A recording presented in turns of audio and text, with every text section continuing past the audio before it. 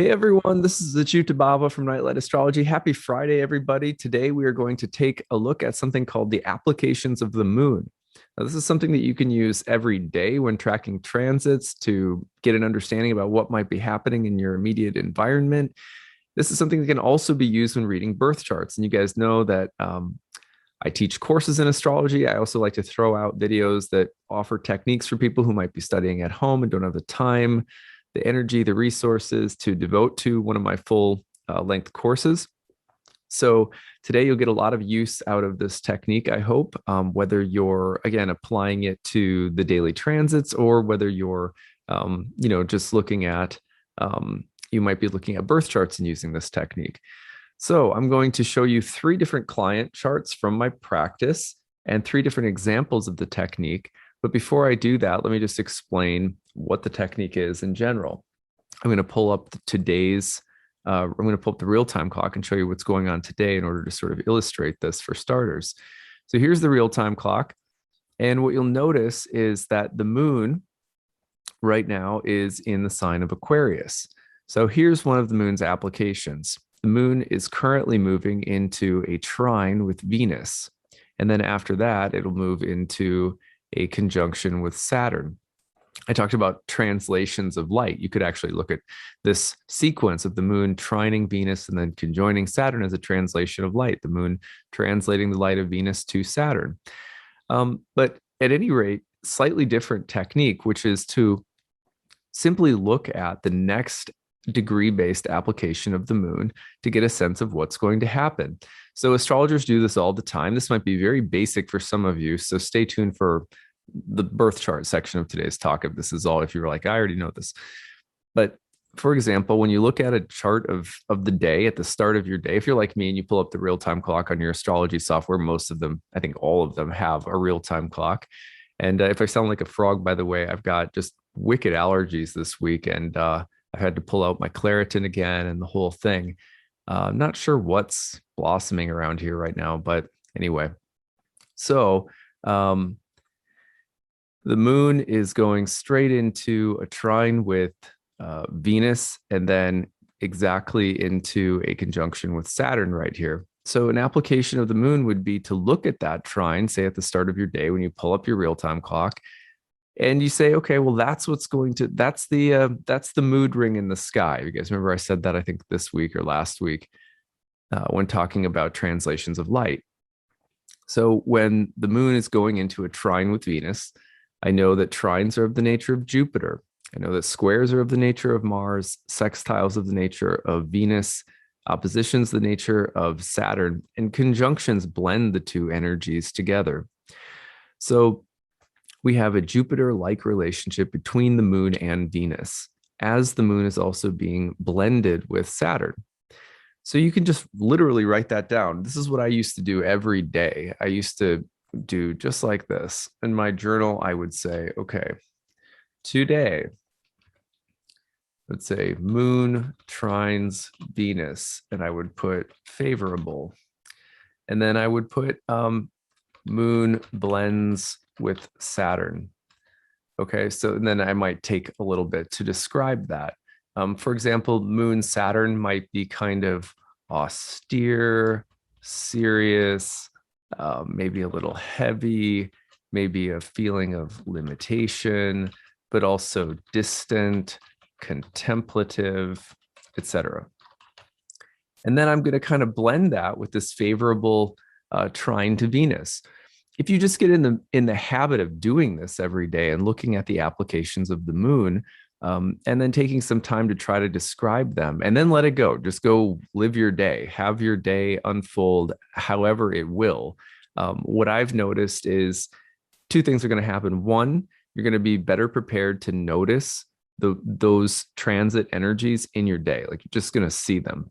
And then the second thing that's pretty cool is that not only are you going to see them, you're going to be surprised by the way in which you see them, because you've written down some preconceived notions of what to expect energetically, thematically, archetypally, but then you get to be surprised by the way that it actually shows up. Now, you may already kind of know at the beginning of your day what's coming in the day, and therefore you can already kind of see it coming.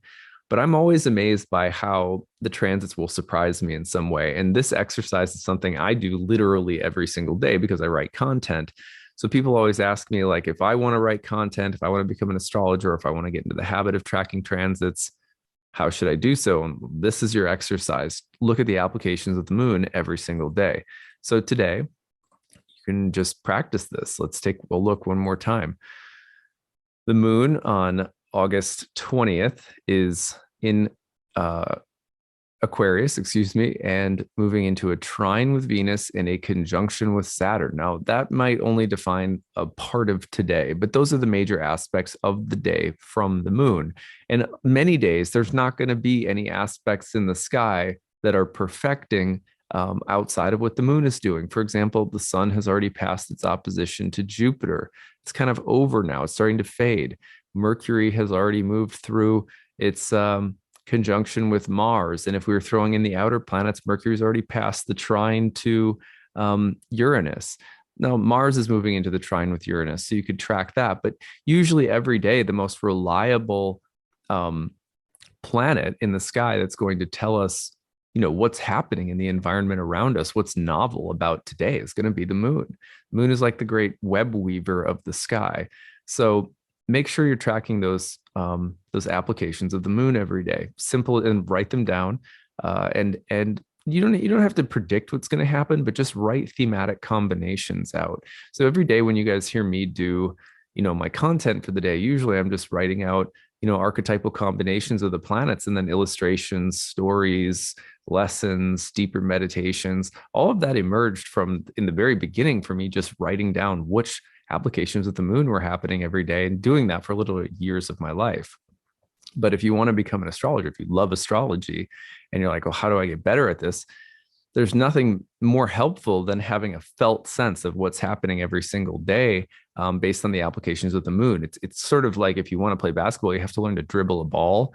If you want to learn astrology, you have to learn how to track the moon. It's like the most basic part of it. So that's where I'd recommend starting. But let me show you 3 examples of how important moon tracking is in birth charts, and how that application of the moon that I've been talking about, how an application of the moon can show up in a birth chart and become super pivotal for interpreting something about the life of the individual overall.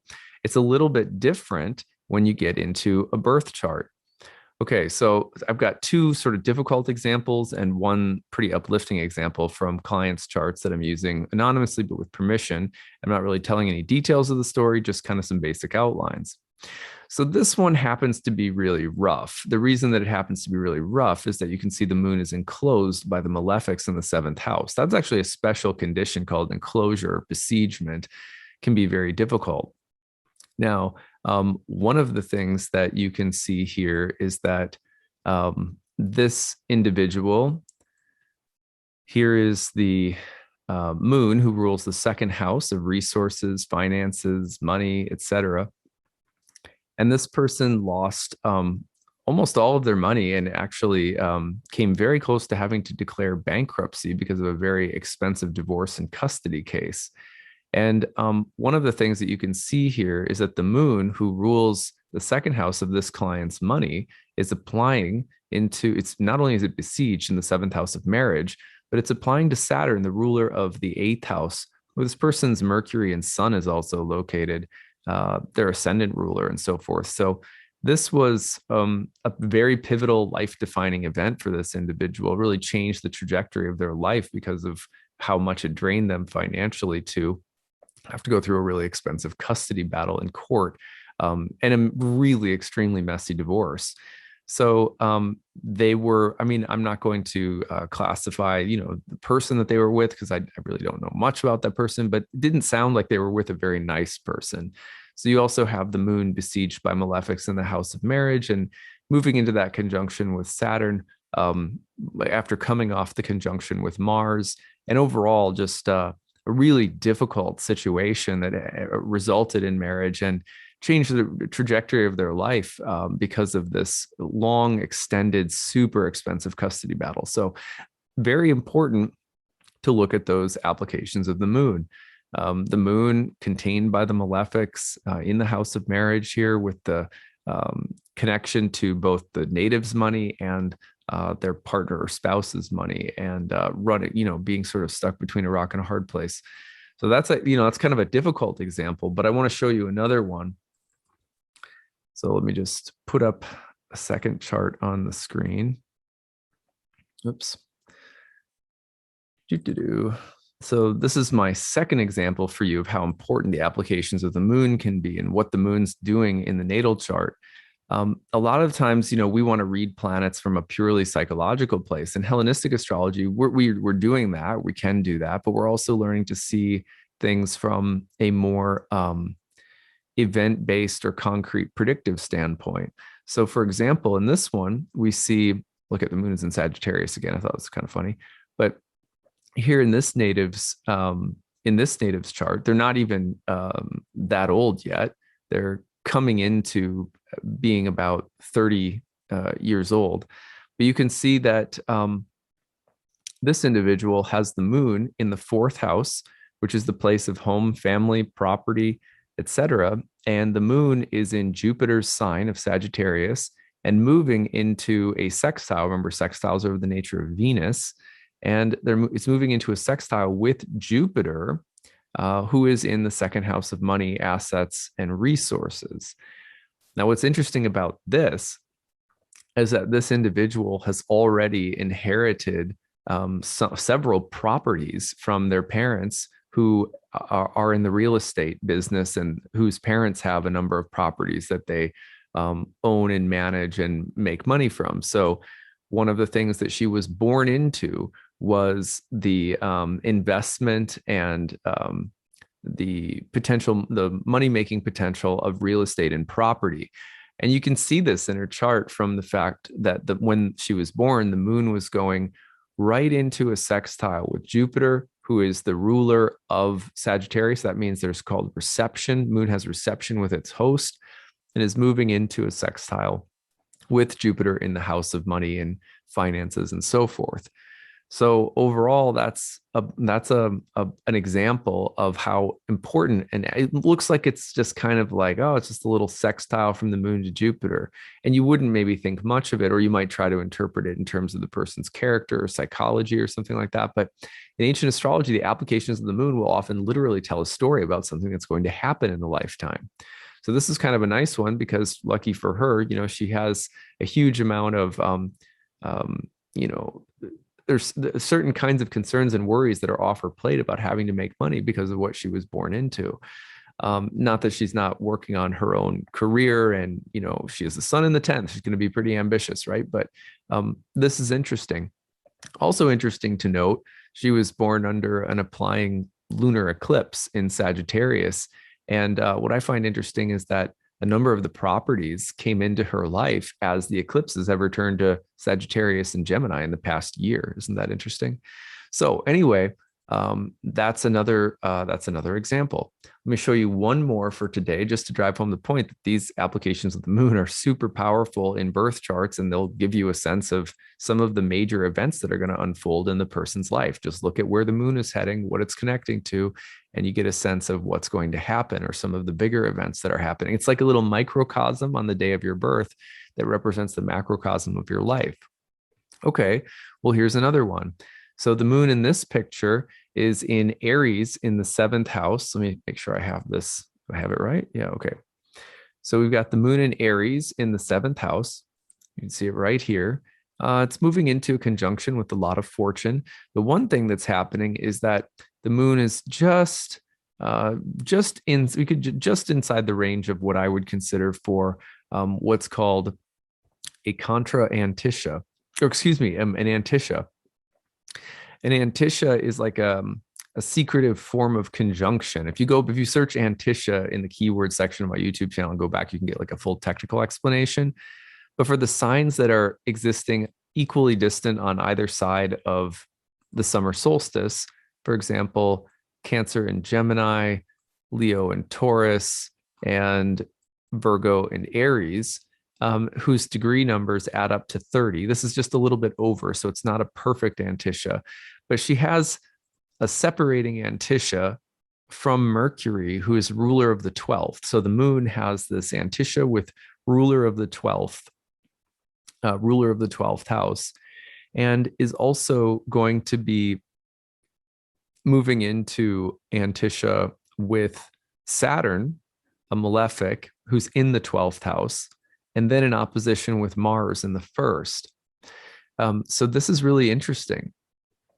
This person's, this is, can't, some of this stuff, it's like, it's pretty unbelievable. So this individual married someone who had a secret drug habit, and was actually selling some drugs. Now, you wouldn't necessarily know that just by looking at the moon in the seventh. Maybe by looking at the debilitated ruler of the seventh, which is Mars in the first, you might go, okay, maybe something's up here. But this person ended up getting in trouble with the law and ended up having to have some probation, which ended up leading to a divorce. So the moon's applications here to the 12th house ruler, a place of secrets, to Saturn in the 12th, often encounters with the law, to opposition with Mars in the first, which would be this messy divorce. Even if you just, let's say, like you just take the Antishas out, the moon's application to Mars, typically the moon gets a pretty broad range up to like about 15 degrees, half a sign. The moon is also just moving into an opposition with its host. So conflict in marriage is more broadly designated by the application of the moon to Mars across the first and seventh house. But what I thought was interesting was the way that the Antishas, which are thought about as secretive conjunctions in the 12th house, the moon's Antishas with Mercury and Saturn here, really sort of tell the story about the secretive nature of the drug problem that led to some legal problems and then eventually a divorce. So at any rate, there's, and sometimes charts will have multiple ways of showing the same kind of events or the same kinds of themes. But I thought that one was pretty remarkable, all things considered. So I know two of those stories are a little dark. The one, one in the middle was a little light, but what's dark and light about them are what happens. But what happens doesn't really matter as much as far as I've seen in the lives of my clients compared to what kind of a person it makes us into. And in each of these stories, one of my favorite things about meeting with clients is, we unpack this and many other stories, or as well as things that are unfolding right now or that are going to unfold in the future. And the core question is always, how can my encounter with these energies or events, really change my heart, change my mind for the better? How can I become a better, more virtuous version of myself? Or how do I handle these particular energies? What's the best advice for dealing with a Saturn transit? For knowing what kinds of events are likely to occur in different areas of life, so that I can be, ready to navigate those experiences. The moon is our guide. The moon is an everyday companion. If you look at the applications of the moon, you have, it's like the GPS for the day. So make a practice out of it. And don't forget to look at those applications in birth charts if you're studying birth charts, because they're hugely important. Okay. If you've got stories about applications of the moon in your own chart, I'd love to hear them, or just examples about things that you've noticed from, daily watching of the moon, or things that you noticed today from the moon going into that trine with Venus in conjunction with Saturn. Love to hear what you guys are coming up with out there. If you have a story that's personal, you don't mind sharing with others, put grabbed, #grabbed at the beginning, or email us grabbed@nightlightastrology.com. We don't reply to those emails, but we'll use the content you share with us. Make sure we don't use your name, but make sure you don't mind us using whatever you write. All right, that's what I've got for today. Have a great weekend. We'll see you guys next week. Bye, everyone.